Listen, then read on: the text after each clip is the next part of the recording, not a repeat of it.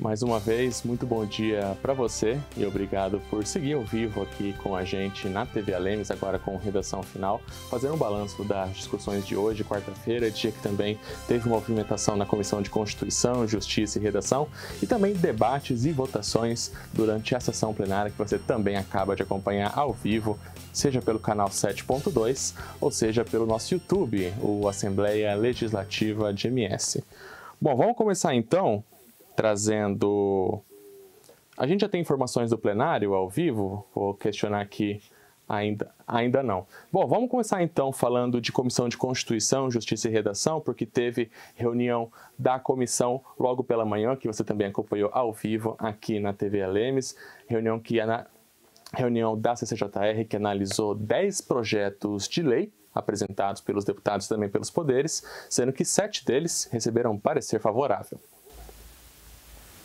Os deputados membros da Comissão de Constituição, Justiça e Redação analisaram na reunião da última quarta-feira 10 projetos de lei que tramitam na Casa de Leis, 7 deles com parecer favorável da comissão. Entre as matérias que avançaram para a votação está o projeto do Poder Judiciário, que altera o número de juízes de direito de instância especial, que, segundo o TJ, deve dar maior suporte para a atuação da Corte. O relatório foi do deputado Júnior Mock.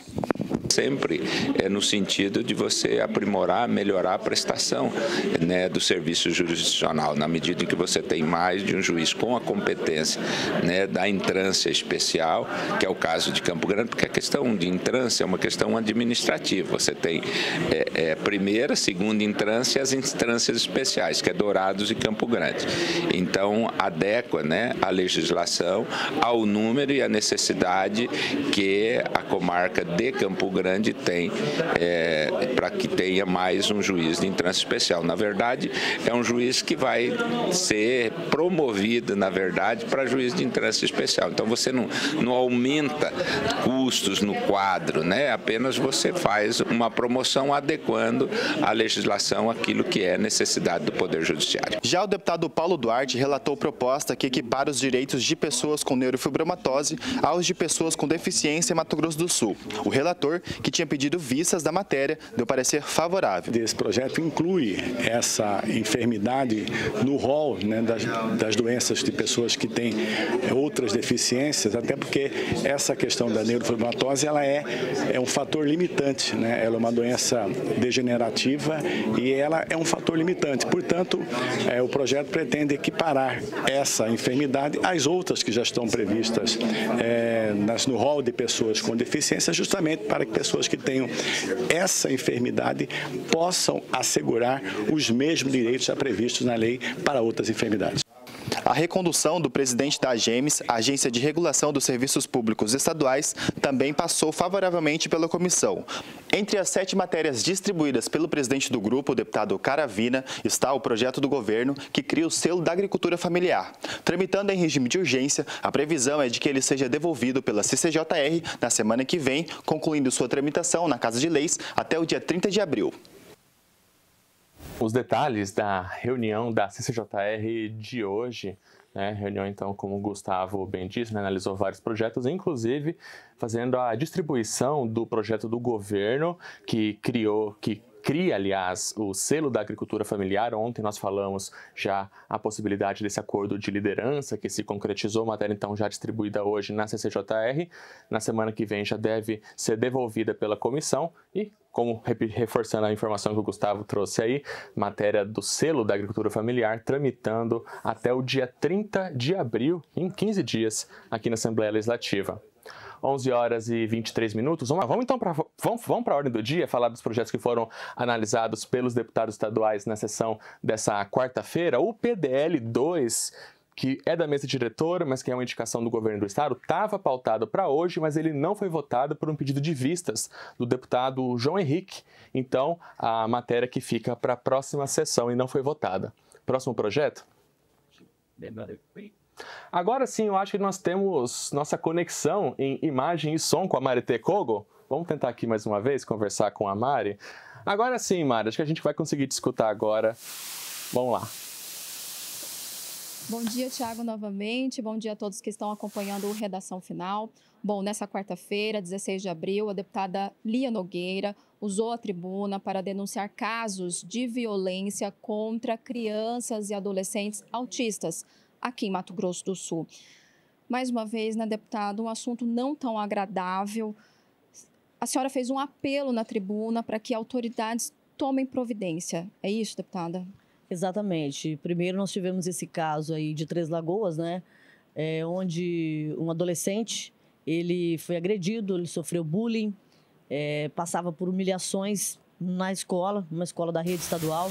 A gente apresentou ontem uma indicação aqui para que a Secretaria de Justiça e Segurança Pública de Mato Grosso do Sul possa acompanhar esse caso. A mãe registrou um boletim de ocorrência.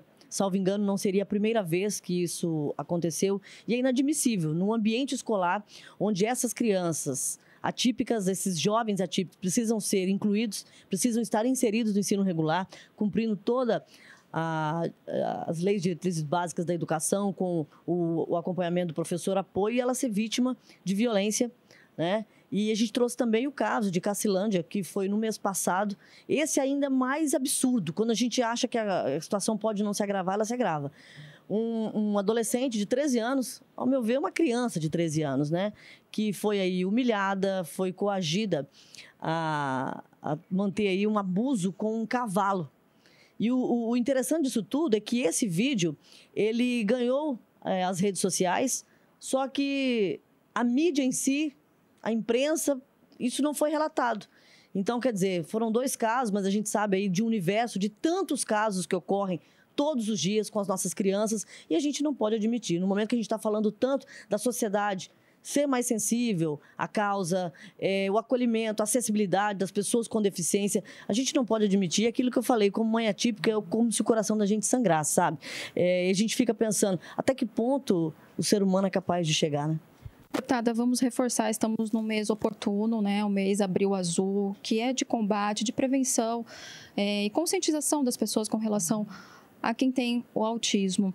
Além disso, deputada, toda essa política que é feita aqui no Estado com relação a isso, o que a senhora, como parlamentar, espera que casos como esse não aconteçam mais? Além das denúncias, o que pode ser feito, além de conscientização? Porque a gente vê que é um trabalho muito efetivo aqui da Assembleia Legislativa, tanto a senhora como parlamentar, também tem o parlamentar Neno Razul, que também defende essa bandeira. O que a população pode esperar para que não seja registrados mais casos como esse? Olha, nós precisamos de uma atuação mais enérgica do Estado, do governo do Estado. Nós temos aqui a Assembleia, como você bem colocou, tantos projetos de lei que a gente apresenta, que são aprovados aqui, a questão do IPVA, do desconto, o projeto de lei está tramitando agora com auxílio mensal financeiro para as mães solos atípicas também, né, para que seja estendido a elas esse benefício. Quer dizer, são vários debates que estão sendo feitos aqui. Agora, o Estado também precisa assumir esse protagonismo.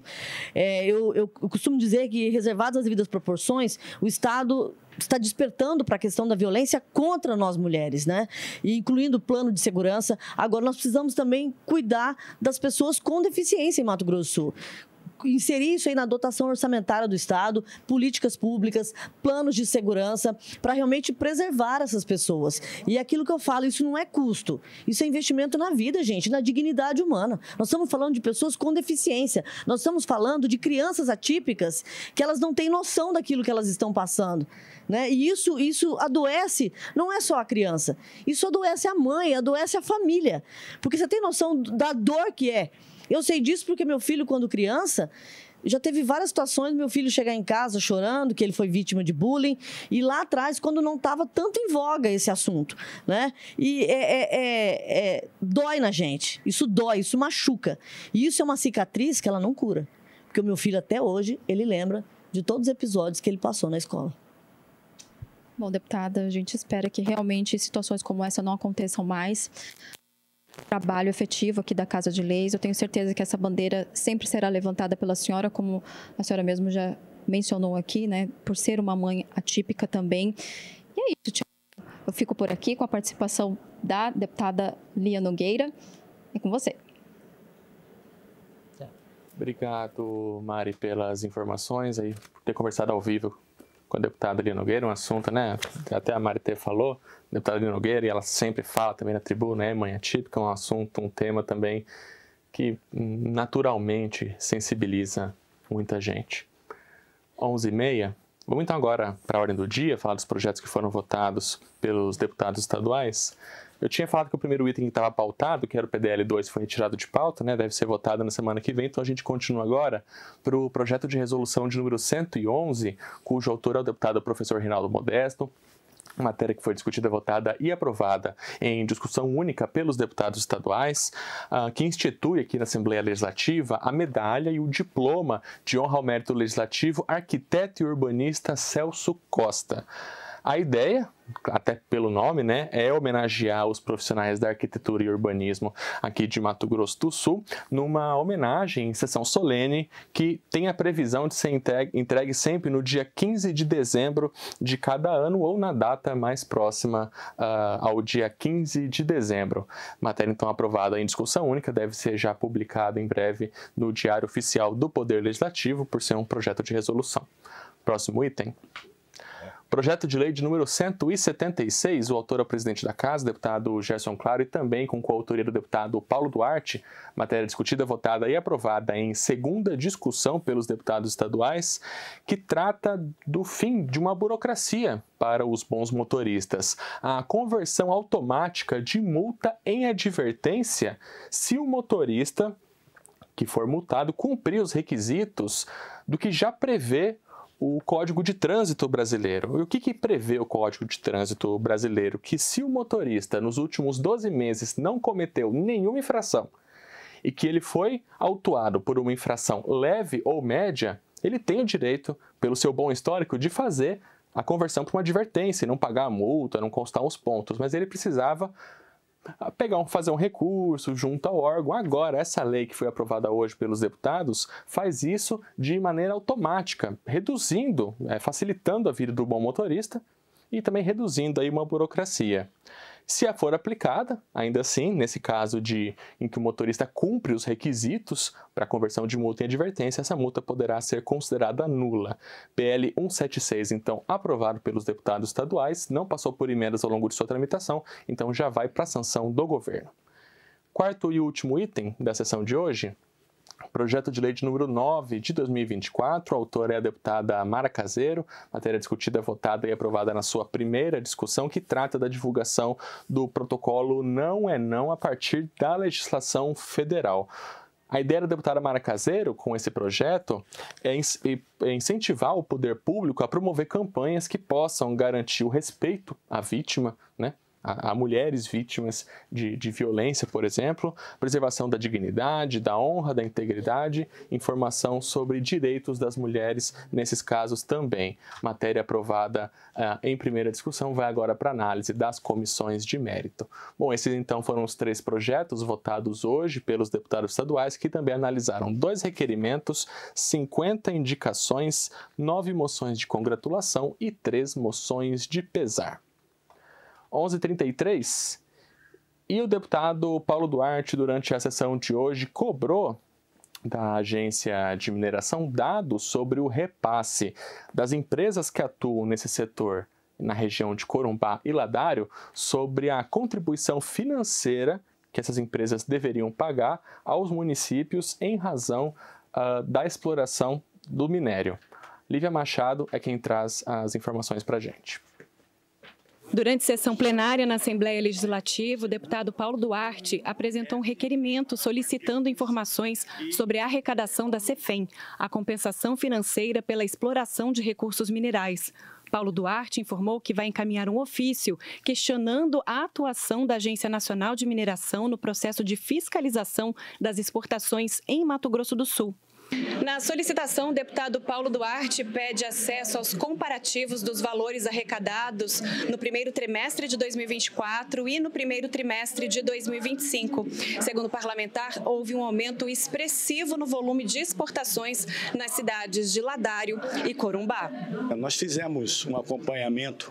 Esse primeiro trimestre de 2025, houve um aumento substancial nas exportações de minério de ferro por conta da aumento da produção, melhoria de preço e também pela navegabilidade do Rio Paraguai. Só que, para nossa surpresa, tendo quase dobrado a produção e a exportação de minério de ferro, houve uma redução, digamos assim, no imposto, que é uma contribuição que é paga chamada CEFEM, a contribuição financeira sobre exploração mineral. Então, você teve um aumento substancial, quase que dobrou a produção e o imposto que eles deveriam pagar reduziu em relação ao trimestre do ano passado. O deputado Paulo Duarte disse ainda que a arrecadação não acompanhou esse crescimento da atividade, o que pode indicar possíveis irregularidades. Lembrando que 60% da CEFEM fica com os municípios, 30% com o Estado e 10% com a União. Queremos abrir essa caixa preta dessa CEFEM. Eu acho que isso é uma coisa que a empresa